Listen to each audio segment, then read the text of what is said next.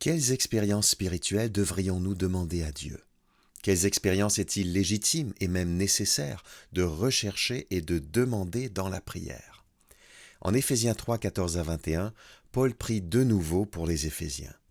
De nouveau parce qu'il a déjà prié pour eux au chapitre 1. Cette deuxième prière vient clore la première grande moitié de la lettre, les chapitres 1 à 3, sur l'Église dans le monde céleste.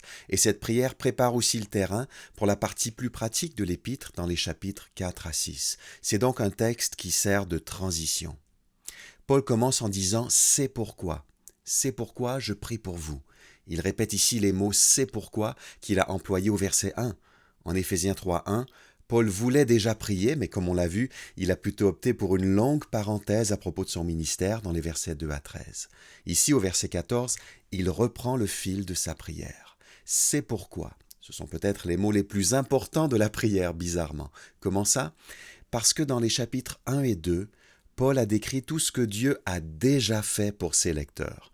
Par exemple, il leur a accordé avec puissance le salut par pure grâce, Éphésiens 2, 1 à 10.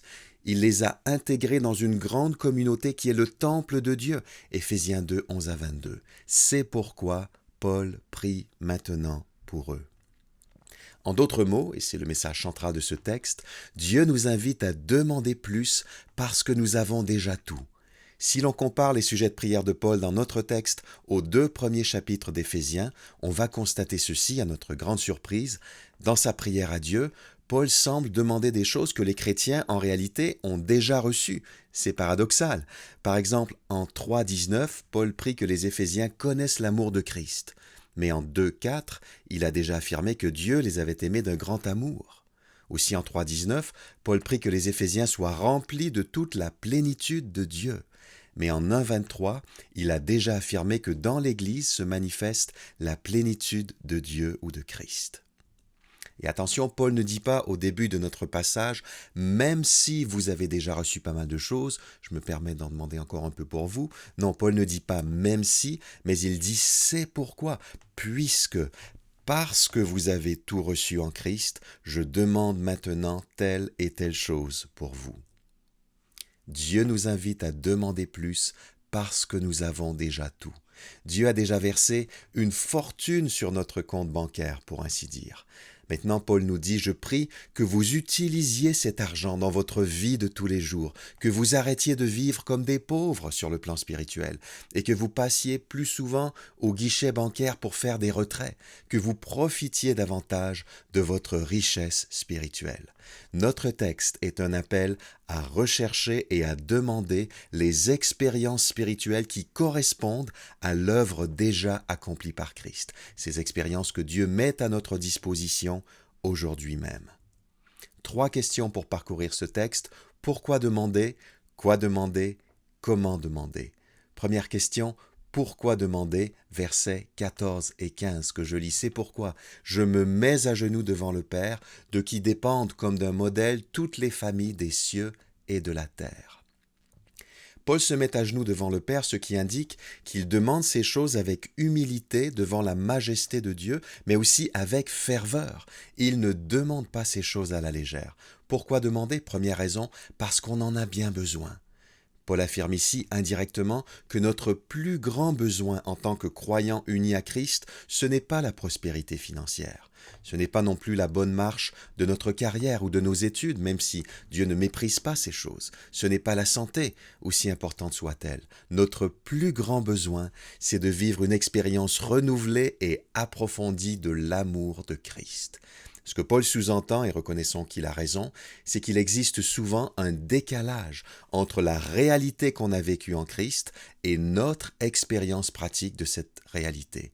Très souvent, bien qu'on soit des milliardaires, on vit comme des pauvres. On sait théoriquement que Dieu nous a enrichis et que l'argent est en banque, mais pour toutes sortes de raisons, on a du mal à retirer quelques billets. On se contente de vivre avec des miettes, alors que des mets délicieux ont été préparés pour nous. La seconde raison pour laquelle on devrait faire cette prière, c'est parce que Dieu est très bien placé pour nous répondre. Il est le Père, au sens ici de créateur de toutes les familles des cieux et de la terre, de tous les anges et de tous les humains qui existent. Il occupe donc la plus haute position qui soit, ce qui lui permet d'exaucer nos requêtes sans problème. Deuxième question, quoi demander? Paul demande que ses lecteurs vivent 3 expériences ancrées dans l'Évangile. Il ne s'agit pas de rechercher l'expérience pour l'expérience ou d'approuver toutes les expériences spirituelles qui nous sont proposées. Les expériences que Paul demande pour ses lecteurs sont très précises et bien réfléchies. Ces expériences reflètent les réalités de l'Évangile, de ce que Dieu a déjà fait pour nous en Christ.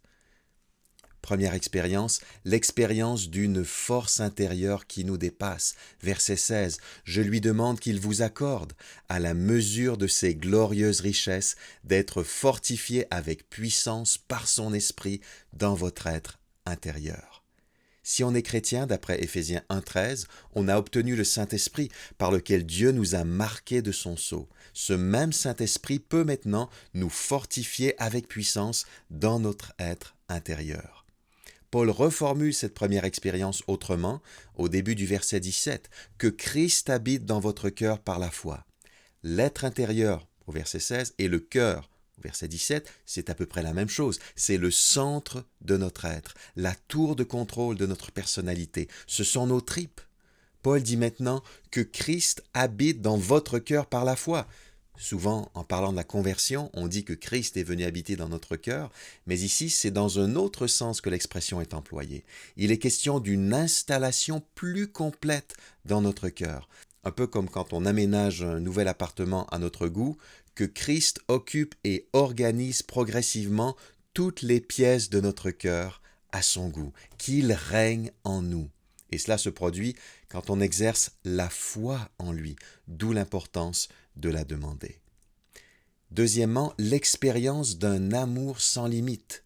À partir du milieu du verset 17, « Enraciné et solidement fondé dans l'amour, vous serez ainsi à même de comprendre, avec tous ceux qui font partie du peuple saint, combien l'amour de Christ est large, long, élevé et profond. » On sait bien que Christ nous a aimés à la croix, mais on a besoin, par des expériences vécues, d'être plongé dans son amour.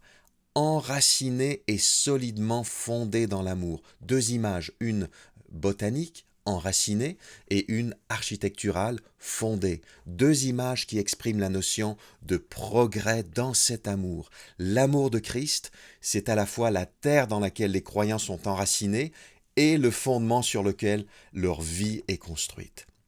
Bien que l'amour de Christ n'ait aucune limite dans sa largeur, sa longueur, sa hauteur et sa profondeur, dans toutes ses dimensions, il nous est possible, avec le secours de Dieu, de le saisir encore mieux.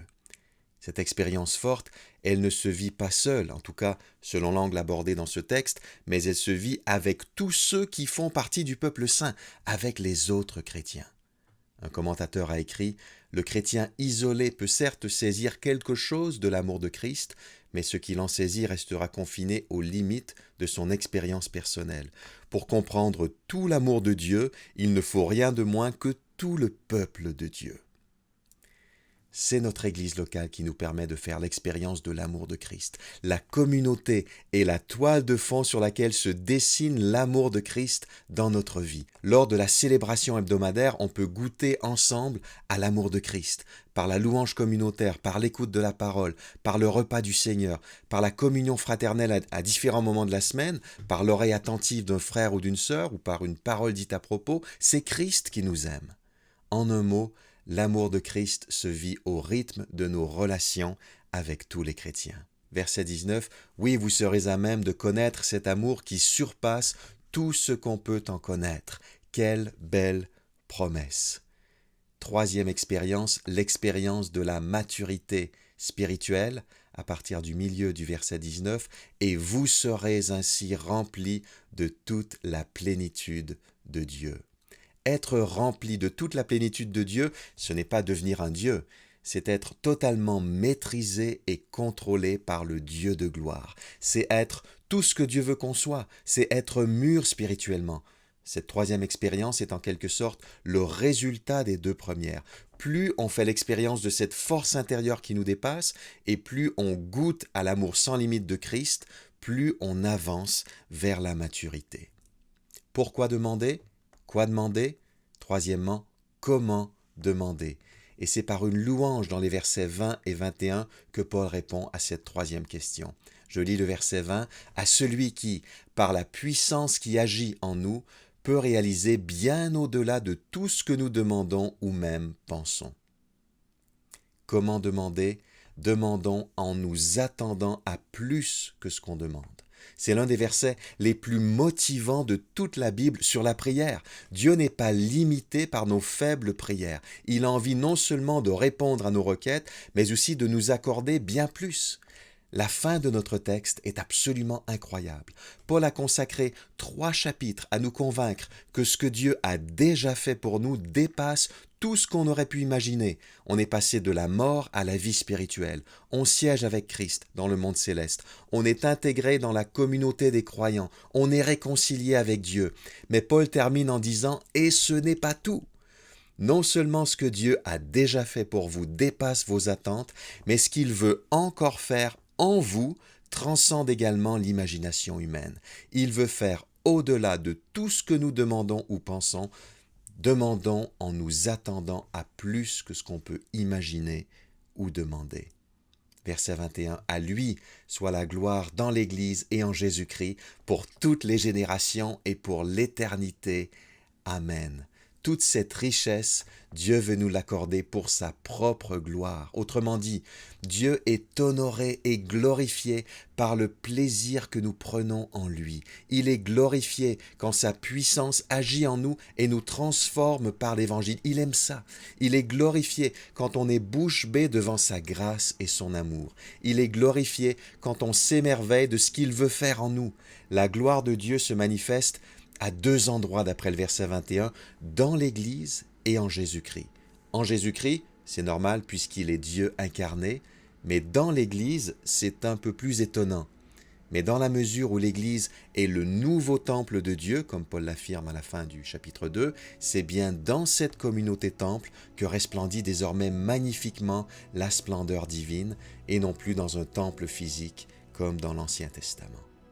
Père céleste, nous nous mettons à genoux devant toi. Accorde-nous, à la mesure de tes glorieuses richesses, d'être fortifiés avec puissance par ton esprit dans notre être intérieur. Que Christ habite dans notre cœur par la foi. Fais-nous comprendre, avec tous les chrétiens, combien l'amour de Christ est large, long, élevé et profond. Fais-nous connaître cet amour qui surpasse tout ce qu'on peut en connaître. Remplis-nous de toute la plénitude de Dieu. S'il te plaît, accomplis bien au-delà de tout ce que nous demandons ou même pensons. À toi soit la gloire dans l'Église et en Jésus-Christ, pour toujours. Amen.